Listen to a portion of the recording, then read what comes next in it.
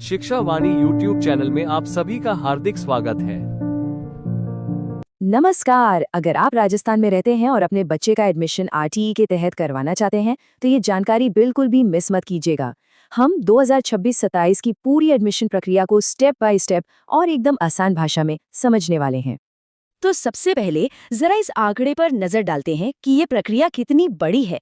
इस साल राजस्थान के 36,000 से भी ज्यादा प्राइवेट स्कूलों में एडमिशन के लिए 6.25 लाख से भी ज्यादा एप्लीकेशंस आई हैं।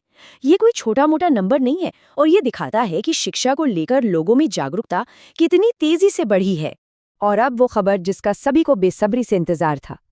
आरटीई के तहत निजी स्कूलों में मुफ्त प्रवेश के लिए 2026-27 की ऑनलाइन लॉटरी के नतीजे आ गए हैं। जी हाँ, इंतजार अब खत्म हो गया है। अच्छा, अब ये जो 6.25 लाख एप्लीकेशंस हैं, इनमें कौन कौन शामिल है? तो देखिए, इनमें 3.29 लाख लड़के हैं, 2.59 लाख लड़कियां और 11 ट्रांसजेंडर स्टूडेंट्स भी हैं। ये दिखाता है कि राजस्थान में अब समाज का हर वर्ग शिक्षा को कितनी गंभीरता से ले रहा है। तो आज हम किन किन बातों पर गौर करने वाले हैं? देखिए, लॉटरी का रिजल्ट तो आ ही गया है, उसे चेक कैसे करना है, एडमिशन का पूरा प्रोसेस क्या रहेगा, डॉक्यूमेंट्स की जांच कैसे होगी और हाँ, माता-पिता के लिए कुछ बहुत ही जरूरी निर्देश। तो चलिए सबसे पहले बात करते हैं लॉटरी रिजल्ट की कि ये घोषणा क्या है और इसका मतलब क्या है। तो आखिर ये आरटीई योजना है क्या? देखिए, बहुत सीधे शब्दों में समझें तो ये कानून 6 से 14 साल के हर बच्चे को मुफ्त और जरूरी शिक्षा का अधिकार देता है।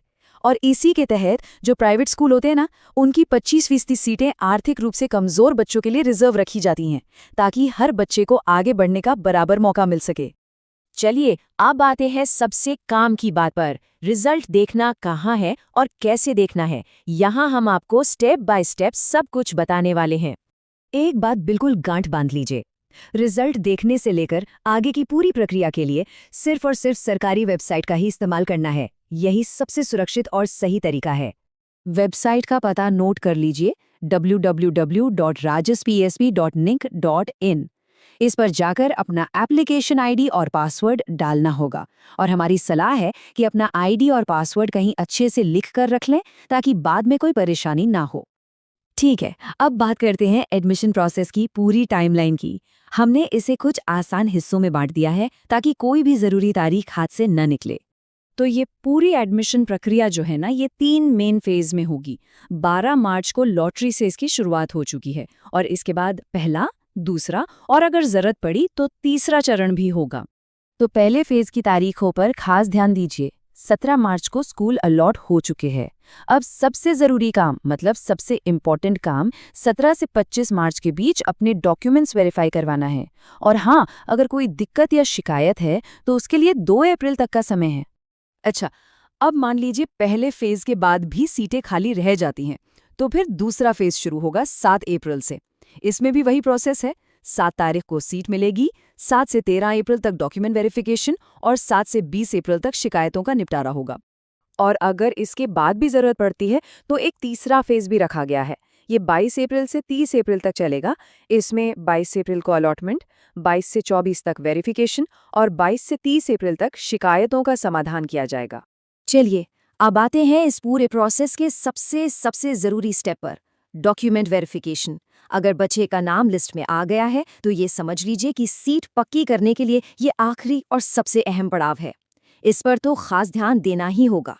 तो करना क्या है? बहुत सिंपल है। पहला, जैसे ही स्कूल अलॉट होता है फौरन ऑनलाइन पोर्टल पर रिपोर्ट करें। दूसरा, जो स्कूल मिला है वहां जाएं। और तीसरा, अपने सारे जरूरी कागजात जैसे कि income certificate, address proof, birth certificate, सब कुछ ओरिजिनल और फोटोकॉपी के साथ तैयार रखें। और हाँ, एक बहुत जरूरी चेतावनी सुन लीजिए। अगर दी गई तारीख के अंदर डॉक्यूमेंट्स वेरीफाई नहीं कराए तो बच्चे का एडमिशन कैंसिल भी हो सकता है। तो इस काम में जरा भी ढील नहीं बरतनी है। चलिए, अब कुछ जरूरी टिप्स की बात कर लेते हैं कि क्या करना है और क्या नहीं करना ताकि पूरी प्रक्रिया एकदम स्मूथ रहे और कोई गलती ना हो। तो क्या क्या करना है?